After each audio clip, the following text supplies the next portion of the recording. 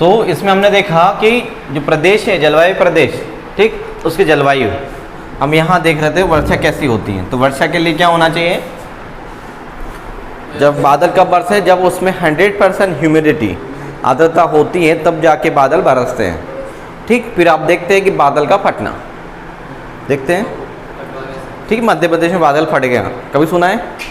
नहीं। ठीक, राजस्थान में फट गए हैं? नहीं। गुजरात में फट गए हैं? नहीं। दिल्ली में नहीं फटते हैं, कहाँ फटेगा? पहाड़ी वाले एरिया में। अब पहाड़ी एरिया में क्यों फटता है, उसके पीछे कारण क्या है? ठीक, देखिए पहले तो क्या हुआ, यहाँ से ये जलवायु जो है वाष्प कहाँ उठी, इधर। सबसे पहले जो मानसून है वो केरल पहुँचता है। 1 जून को कहाँ पहुँचेगा? केरल, 1 जून। ठीक, फिर उसके बाद धीरे धीरे धीरे धीरे धीरे धीरे कहाँ जाएगा? 15 जून तक वो मध्य प्रदेश आता है, 15 जून। ठीक, उसके बाद यहाँ आएगा ऊपर।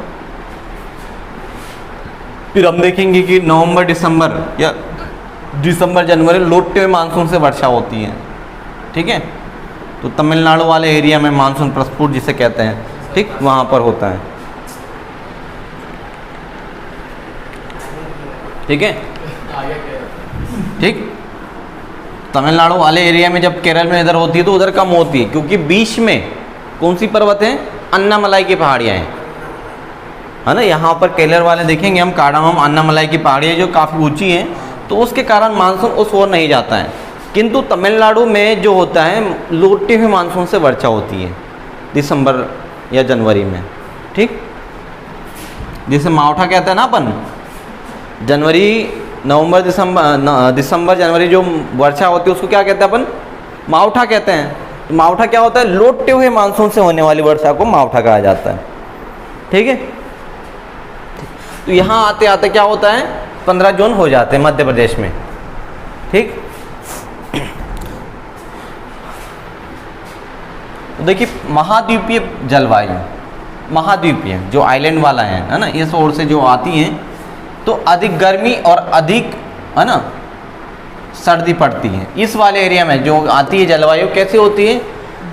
जब गर्मी के समय में क्या होगा?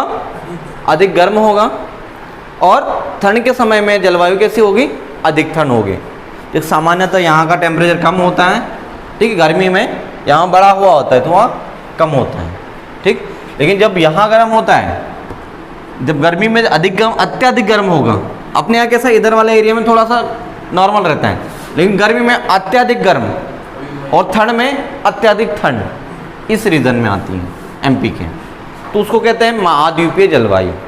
ठीक, तो महाद्वीपीय जलवायु कैसी? महाद्वीप से जो हवाएं उठती है, चलती हैं, वो सीधे उस तक पहुँचती है, क्योंकि जलवायु ग्वालियर वाला जो रीजन है वो कैसा है? ऊपर है ना। ग्वाला पर्वत जो है, ग्वालियर का नाम, ठीक है, ग्वाला पर्वत के पड़ा है, तो ये वाला एरिया उठा हुआ है। ठीक, और इधर से ये देखते अरावली श्रेणी, है ना, अरावली जो है यहाँ से फैली है दिल्ली तक।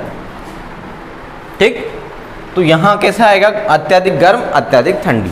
तो उस जलवायु को क्या कहते हैं? महाद्वीपीय जलवायु। याद हो गया? ऊपर क्या है याद रखना है, कैसे रखेंगे? महाद्वीपीय जलवायु। ठीक, अगला सेकंड मालवा देख लेते हैं। मालवा का पट्टा, सम जलवायु, ना अधिक गर्म ना अधिक ठंड। मालवा कैसे है? बिल्कुल नॉर्मल वाला एरिया अपन मान सकते हैं, है ना, क्योंकि ये क्या है? ये पर्वत वाला एरिया था, ये क्या है? पठार। ठीक है, तो इसकी ऊंचाई अत्यधिक नहीं है, ऊंचाई वाला हिस्सा ये है। ठीक है, ऊंचाई वाला हिस्सा है, क्योंकि विंध्यन पहाड़ी क्षेत्र, सतपुड़ा वाला क्षेत्र ये आता है, और ये ऊंचा उठा हुआ है। ठीक, तो ये वाला मालवा कैसा है? सम जलवायु वाला क्षेत्र है। ठीक, आपको याद रखना है, ये महाद्वीपीय जलवायु, यहाँ पर सम जलवायु। लिख देता हूँ, महाद्वीपीय जलवायु। ठीक है, यहाँ कैसी है? सम जलवायु। ठीक, 4 चीज याद रखना है, महाद्वीपीय, सम। सम का अर्थ होता है समान। समान में क्या होता है? एक जैसा। एक जैसा मतलब ना अधिक गर्म ना अधिक ठंड। ठीक है, अब बात करें नर्मदा घाटी क्षेत्र, है ना, नर्मदा घाटी क्षेत्र। नर्मदा सोन तो वहाँ खत्म हो जाता है ना, नर्मदा सोन के नाम से जाना जाती है, लेकिन सोन तो इधर चली जाती ना, यूपी। ठीक है, गंगा नदी मिल जाती है सोन, ऐसे निकलते हैं अनूपपुर से निकलते हुए। ठीक, नर्मदा घाटी क्षेत्र की बात करें तो अधिक गर्मी, ठीक है न, सामान्य ठंड, अधिक गर्मी होती है। यहाँ का टेम्परेचर कैसा होता है, गर्मी में अधिक गर्म होगा, ठीक है, और मतलब सामान्य ठंड नहीं होगी, थोड़ी सामान्य से ऊपर होगी, लेकिन अत्यधिक नहीं होगी। ठीक है, तो इसको बोल सकते हैं अपन अत्यधिक गर्म, अत्यधिक ठंड, है ना। ये वाली कैसी आएगी, ठीक है, अधिक गर्म और सामान्य ठंड वाला एरिया आ जाएगा ये वाला। अब ये वाला देखते हैं, विंध्यन पहाड़ी क्षेत्र। आपको लोकेशन याद हो रही है, ऊपर अधिक गर्म अधिक ठंड, बीच में सामान्य, फिर नीचे अधिक गर्म अधिक ठंड।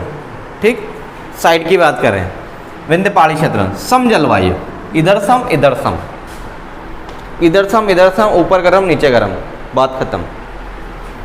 ठीक, ना अधिक गर्मी ना अधिक ठंड, क्योंकि ये पहाड़ी वाला एरिया है, फॉरेस्ट है, वन है, और जहाँ वन होता है वहाँ अत्यधिक वर्षा होती है, वो एरिया अधिक ठंड होता है।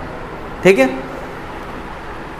तो ये समझ में आया आपको, है ना। अब यहाँ पर भी वर्षा होती है, मध्य प्रदेश में हम देखते हैं कि सर्वाधिक वर्षा कहाँ होती है, तो इस वाले एरिया में। यहाँ क्या है, पचमढ़ी, सुना है नाम, पचमढ़ी या पंचमढ़ी, ठीक है, होशंगाबाद जिला आता है पचमढ़ी। ठीक, पचमढ़ी जो है मध्य प्रदेश में सर्वाधिक वर्षा होती है। ठीक है, लगभग 199 सेंटीमीटर, कितनी होती है, 199 सेंटीमीटर वर्षा यहाँ पर होती है। ठीक, या 75 सेंटीमीटर से कम वर्षा होती है ना। इधर 105, मतलब 100 से 120 के मध्य, इधर 100 से 120 के मध्य होती है, लेकिन यहाँ जो होती है वो 199 सेंटीमीटर वर्षा दर्ज की जाती है। कहाँ, पचमढ़ी में। ठीक, तो मध्य प्रदेश में न्यूनतम कितनी होती है, तो 75 सेंटीमीटर से कम, है ना, मतलब आती है 57 से 75 के बीच में आती है, न्यूनतम की बात करें। ठीक, और अधिकतम की वो कहाँ होता है, वो ये एरिया है। और न्यूनतम की बात, अधिकतम की बात करें तो पचमढ़ी 199 सेंटीमीटर। ठीक, सर्वाधिक कहाँ वर्षा होती है, यहाँ। और यहाँ होने का कारण क्या है, तो ये वाला जो रीजन है, ये वाला, ठीक है, यहाँ पर दोनों ओर से वर्षा होती है। कैसे, देखिए, एक तो इधर से मानसून जा रहा है तो वर्षा हो गई, है ना, तो वापस आ रहा है, नहीं वापस नहीं, एक तो इधर से जा रहा है, तो यहाँ क्या है, अरब सागर, इधर क्या है, अरब सागर से वर्षा होती है, और यहाँ क्या है, बंगाल की खाड़ी।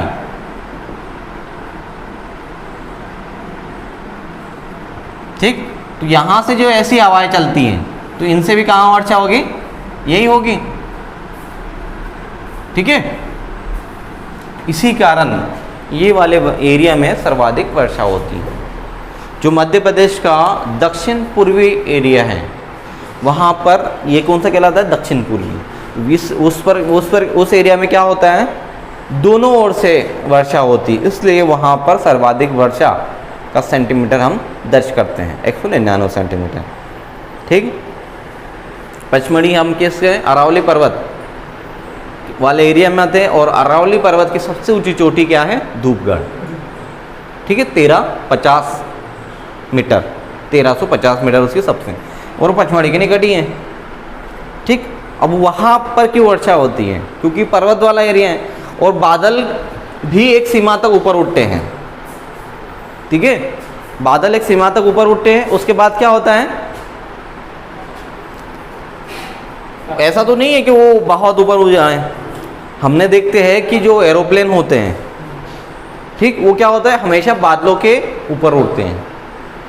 वहाँ क्या होता है, खतरा कम होता है, क्योंकि मौसम साफ होता है। नीचे क्या होता है, बादल होते हैं। मान लो सामने से कोई प्लेन आ गया, ठीक है, या कोई ऐसा पशु पक्षी उड़ रहा है तो उसको क्या हो गया, दिक्कत हो जाएगी। बाज भी क्या होता है, बादलों के ऊपर उड़ता है, तुम्हारा रिस्क कम होता है। ठीक है, ऊंचाई अधिक है लेकिन रिस्क क्या है, कम है। वहाँ पर उसको सामान्य तापमान मिल जाता है, मौसम साफ है। ठीक, जब वर्षा होती है तो चील क्या करता है, ना घोंसले में ना जाते हुए क्या जाता है, वो बादलों के ऊपर, समस्या के ऊपर चले जाओ। समस्या अगर तुम्हें बाधित करें, तुम्हें क्या करना होगा, समस्या पर हावी होना पड़ेगा। ठीक है, ऐसा ही सिचुएशन अभी चल रहा है। अभी हम लोग क्या कर रहे हैं, ठीक है, बहुत सारे स्टूडेंट अभी क्या कर रहे हैं कि सर जब एग्ज़ाम होगी तब पढ़ाई करेंगे। ठीक है, अभी तो कुछ शेड्यूल ही नहीं है। ठीक है, डेट ही नहीं आई है, करेंगे भी नहीं करेंगे, अगस्त में होगी, जुलाई में होगी, ठीक, या पता नहीं अगले साल हो। ठीक है, पढ़ाई नहीं कर रहे हैं, नुकसान किसका हो रहा है, उनका। ठीक, अगर आपको पता है कि आपको जॉब चाहिए एनी हाउ, तो आप आज मेहनत करो या कल करो, करना तो आपको ही है। लेकिन जितना जल्दी करेंगे उतना जल्दी क्या होगा, आपको उसका फ़ायदा होगा। ठीक है, बिना मेहनत किए आपको कोई भी चीज़ नहीं मिल सकती। ठीक, बहुत सारे स्टूडेंट का कहना ये है कि सर चीज़ें पढ़ते याद नहीं होती हैं। ठीक है, तो मैं आज आपको बता दूं कि चीज़ों को पढ़ने के लिए 3 चीज़ें बहुत ज़रूरी हैं, किसी भी चीज़ को याद करने के लिए। ठीक है ना, बोलते ना बहुत सारे स्टूडेंट, आपको लोगों की समस्या होगी कि सर पढ़ते तो हैं लेकिन याद नहीं होता है। तो उसके सबसे बड़ा कारण क्या है कि आप उस चीज़ को रटने के लिए लग जाते हैं। देखिए 3 चीज़ें हैं, अगर वो कर लोगे तो आप कुछ चीज़ें कभी नहीं भूल सकते। ठीक, वो 3 चीज़ें क्या क्या हैं, एक तो किसी चीज़ को इतने डीपली पढ़ लो, क्या है, एक तो डीपली पढ़ने का तरीका है, मतलब उस चीज़ के पूरा जान लो उसके बारे में, तो आप भूलोगे क्या, नहीं। दूसरा, उस चीज़ को आप कैसे याद कर सकते हैं, दूसरा तरीका क्या हो सकता है, तो उसका दूसरा तरीका हो सकता है शॉर्ट ट्रिक नहीं, शॉर्ट ट्रिक में इतना नहीं होता, इमेजिनेशन, मतलब उस चीज़ को रियलाइज करो, इमेज करो उस चीज़ की। ठीक है, जैसे मैं आपको हवाई आज पढ़ा रहा था जलवायु। ठीक, तो आपको फील करना है कि आप, जब मैं समुद्र लेके जा रहा हूँ कि समुद्र की हवाएं उठ रही है, तो आपको क्या दिखना चाहिए, समुद्र दिखना चाहिए। ठीक, और उससे जो सूर्य की ताप पड़ रही है उससे हवाएं आपको दिखनी चाहिए। मतलब जिस चीज़ टॉपिक को पढ़ रहे हैं उसको आत्मसात करना, ठीक, उसको महसूस करना। ठीक है, विजुलाइजेशन करना कि जो टॉपिक चल रहा है, आप जो पढ़ रहे हैं उसको विजुलाइज करो। ठीक, एमपी पढ़ रहे तो एमपी के ऊपर वाले एरिया में चले जाओ, बादलों के साइड में, और वहाँ से देखो कि सर क्या पढ़ा रहे हैं। जब आप ऐसा करोगे, उस चीज़ को अपनी आत्मा के साथ जोड़ रहे अपन, है ना, भावनाओं के साथ अपन जोड़ रहे जिस टॉपिक को, तो वो चीज़ अपन भूलते हैं क्या, नहीं। ठीक, जैसे बहुत सारे हादसे होते जीवन में, तो कुछ हादसे इतने गहरे होते हैं कि उनको हम भुलाए भी नहीं भूलते। क्यों, कि उसकी जो छाप होती है वो आपकी भावनाओं पर पड़ती है। ठीक है, आपके जो भावनाएं हैं उसके साथ वो रिलेट करती, तो हम वो चीज़ें नहीं भूलते। ठीक, तो इसको क्या करना पड़ेगा आपको, जो भी सब्जेक्ट पढ़ रहे हैं उसको विजुलाइज करो। ठीक है, उस चीज़ को पहुँचो। हवाएं चल रहे तो हवाओं में देखो कितनी स्पीड चल रही है, हवाओं की स्पीड पढ़ रहे तो स्पीड देखो कितनी है। ठीक है, वर्षा हो रही है तो वर्षा देखो कैसे हो रही है, बादल उड़ रहे तो देखो बादल कैसे उड़ रहे हैं, ह्यूमिडिटी कैसे आ रही है, कैसे बरस रहे हैं, वो चीज़ को आप विजुलाइज करो। ठीक, दूसरा, इस मैप को याद करने का दूसरा तरीका ये ऐसा होता है कि जैसे पढ़ लिया, आंखें तत्काल बंद करके उसको रियलाइज करो कि क्या क्या पढ़ा। ठीक है, विजुलाइजेशन का ये दूसरा तरीका है। तीसरा तरीका क्या है, रिवीजन। तीसरा तरीका क्या है, रिवीजन। जैसे आज पढ़ा, 1 महीने बाद पढ़ो तो याद होगा, नहीं, ऐसे ही करते सामान्यतः, इसलिए तो भूल जाते हैं। तो आज पढ़ो तो उसके बाद दूसरे या तीसरे दिन पढ़ो, या तो जैसे मॉर्निंग में पढ़ते तो रात में सोने के पहले एक बार उसका रिवीजन कर लो। ठीक, हर तीसरे दिन इसका रिवीजन होना चाहिए। ठीक है, तीसरे दिन होना चाहिए, उसके बाद वीकली उसका रिवीजन करो और मंथली उसका रिवीजन करो। मतलब एक टॉपिक को आपको एक महीने में एटलीस्ट 3 से 4 बार पढ़ना होगा। अगर आप किसी एक टॉपिक को 3 से 4 बार पढ़ते हो, कितना प्रतिशत चांस होगा भूलने का, 10 से 15%, ठीक, वो भी नहीं रहेगा अगर आप उसके बाद फिर और रिवीजन कर लिया। ठीक, अगर आपको ये चीज़ समझ में आ रही है तो रात में सोने के पहले, ठीक है, एक बार जो ये चल रहा है लेक्चर, ठीक है, उसको रियलाइज़ करो, आंखें बंद करो। हमारा अनकॉन्शियस माइंड, अभी तो आपका सबकॉन्शियस माइंड एक्टिव है इसलिए आप देख रहे हैं, ठीक, लेकिन ये स्टोर कहाँ जा रहा है? आपकी मेमोरी में। मेमोरी किसे कहते हैं? अनकॉन्शियस माइंड या सबकॉन्शियस माइंड, ठीक है। वहाँ से कब निकलते हैं? जब हमें ज़रूरत पड़ती है। आप किसी से मोबाइल में बात करते हुए आ रहा है क्या, निकलता है क्या? नहीं, उससे जो बात कर रहे हैं उसी रिलेटेड निकलता है। उसके बाद अब जब आप ये टॉपिक पढ़ेंगे तो ये वाला सब्जेक्ट निकलेगा। ऐसा तो नहीं हिस्ट्री के साथ ज्योग्राफी, पॉलिटी, इकोनॉमिक्स निकल जाए, नहीं होगा, लेकिन सारा स्टोर है। तो इसका मतलब ये कि आपको सारी चीज़ें याद हैं, बस आपको आपके पढ़ाई का तरीका चेंज करना है, ठीक।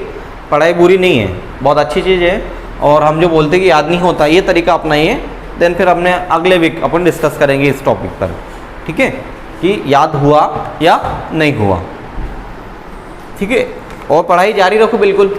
और जो लोग देख रहे हैं वो उन लोगों से भी निवेदन है कि आपको अगर आपका लक्ष्य पाना है तो जो लोग पढ़ाई नहीं कर रहे हैं या नहीं कर रहे हैं उन लोगों से आपको ज़्यादा मेहनत करना है, तभी आपका सिलेक्शन होगा। अदरवाइज़ 2-4 साल तो आप भूल जाओ, ठीक। और फिर वैकेंसी आएगी या नहीं आएगी इसकी भी गारंटी नहीं है, ठीक है। आप देख रहे होगे कितने सारे फंगस आ रहे हैं, है ना, येलो, रेड, है ना, येलो फंगस, ब्लैक है, और कौन सा है, वाइट फंगस है ना, कोरोना है। देखिए मैं बोल रहा हूँ ना, बात से हमें एक चीज़ सीखने की आवश्यकता है। क्या है?